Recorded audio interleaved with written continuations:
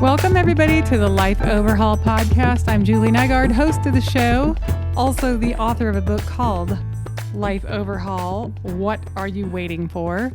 And this podcast is all about interviews with people that have already had a significant life overhaul. Sometimes by choice, sometimes they kind of had to do it because either they got sick or got a divorce or something really upending happened in their life. And it's how they navigated through these changes. And I thought this would be a great podcast because so many other people are out there either want to make a life change or are in the middle of one and don't know what to do. So you can get these tips and tricks from people on how they navigated through. And what I decided to do, my book, Life Overhaul, What Are You Waiting For? Is coming out May 1st, 2020.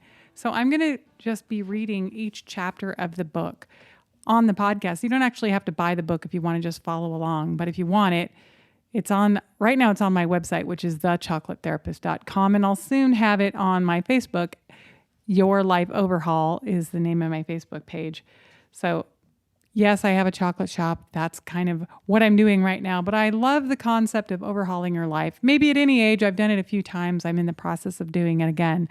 So this is the intro of my book, Life Overhaul. I'm going to be doing it in separate sections, chapters 1, 2, 3, 4, 5. And like I said, you don't have to buy the book. You can just listen to the podcast and follow along and do the exercises and learn how to overhaul your own life.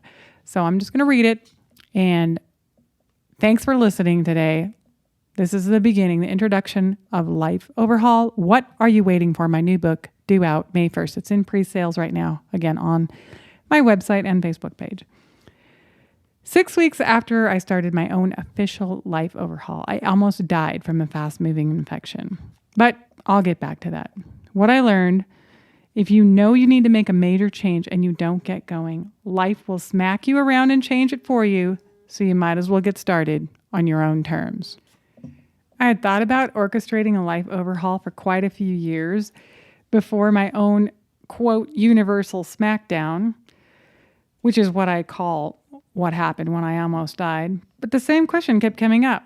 Is there any age that's too late for a life overhaul?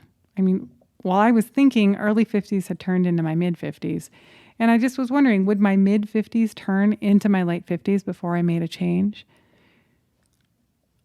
I was in the chocolate business with music on the side of my life, but I really kind of wanted to switch it around so that I'd be in the music business with chocolate on the side. Specifically, I wanted to sing jazz and blues with extraordinary musicians in beautiful outdoor venues all over the world while my chocolate company grew on the side. There were plenty of excuses why I hadn't pursued music earlier. I was afraid I wasn't good enough, too old, worried that people wouldn't like my songs, or that I'd throw my life away that I'd worked so hard to build for a chance at something new. But there was more.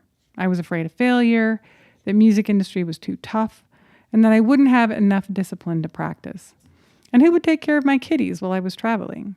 Did I even really want to be a musician?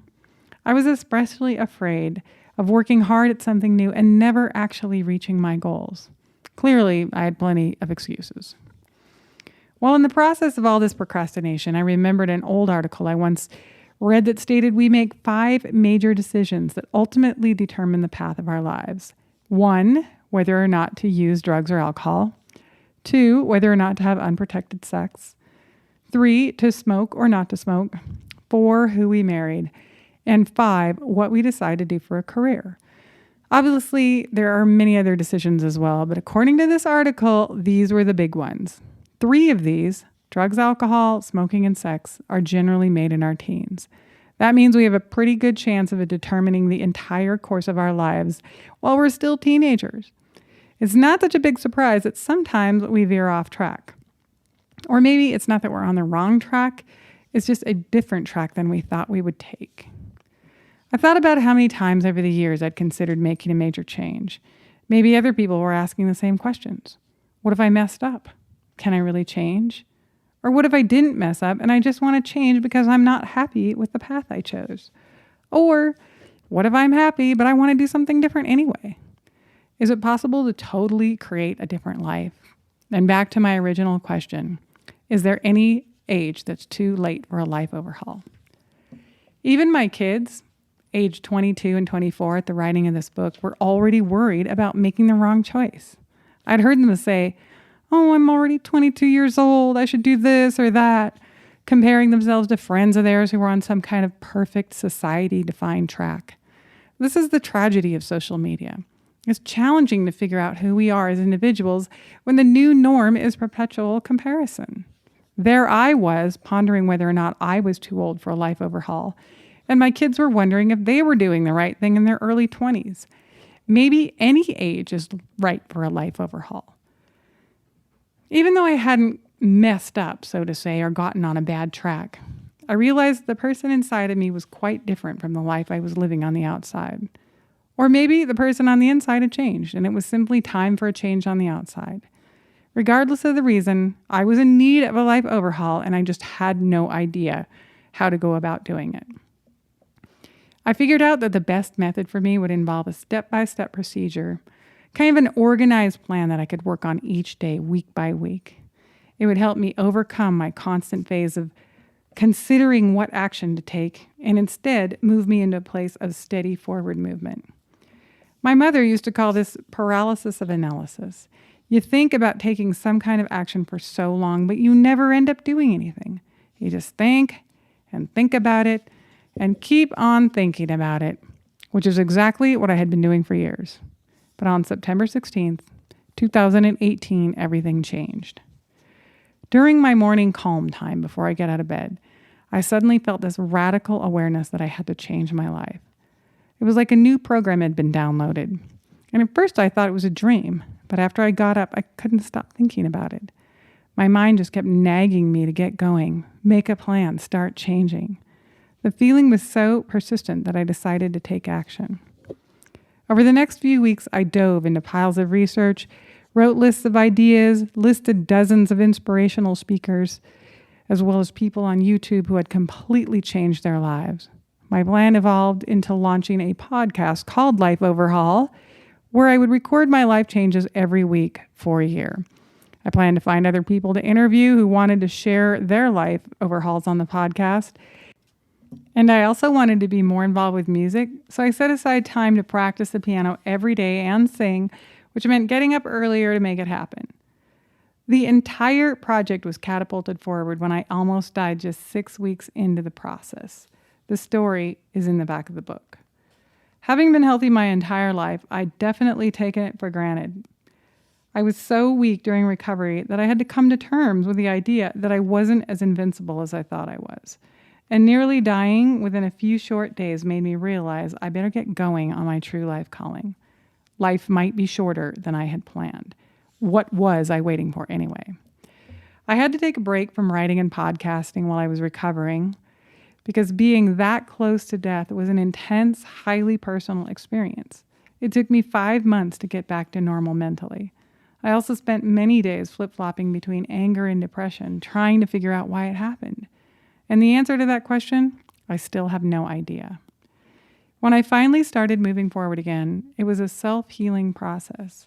I returned to podcasting my life changes each week and found people to interview who had completely overhauled their lives. The interesting thing I discovered was that people rarely leaped out of one life and into another. Life overhauls took time, sometimes years. This actually made me a little depressed about changing my own life because I'm not an overly patient person, and I still felt fearful about making major changes. Summary: just because I had information and encouragement didn't mean I could make it happen. But I kept going anyway because the idea of staying in the same place was actually more fearful than trying something completely new. I liked podcasting because it helped me realize that people in their 70s and 80s had overhauled their lives. This made it possible to take my "I'm too old" excuse off the list and focus on the life ahead rather than what had already passed. I estimated that I'd be alive for at least another 30 years, which meant there was virtually another lifetime to create something new. Maybe I could go back and grab the life I thought that had slipped by while I was working, raising kids, and following other dreams. I decided to share the techniques in this book because they've helped me in my life overhaul process and continue to help me even now. The stories of other people who have gone through major life changes are in the back of the book. They're people who wanted to share their journey to make it easier for anyone currently going through or contemplating a major change. Many of these people also shared their stories on my podcast. So if you want to hear their stories and their complete adventures, check out the Life Overhaul podcast on Spotify. I've learned many strategies for change over the years, and from my experience, not everything works. This book contains the most effective rapid change techniques. I believe that when you're looking for change, it's also looking for you. You'll naturally be drawn to techniques, people, or resources like this book that will help you get from where you are to where you want to be. Something in this book will change your life and move you forward, or you wouldn't be reading it now. So that's it, the introduction to Life Overhaul, my new book. What are you waiting for? Coming out May 1st on 2020. Check it out on my website. I have links on the podcast to it. It's thechocolatetherapist.com, where it's in pre-sales right now. And if you're thinking about doing your own life overhaul, I encourage you to get going on it. Don't wait around for life to put you down or smack you around and make you realize that you need to get with the program. Check out the next podcast, which will be chapter 1 of the book, and that's where we start going through the processes of what to do and how to do it, and making lists and getting clear on what you want if you want to do a major life overhaul. Catch you on the next episode.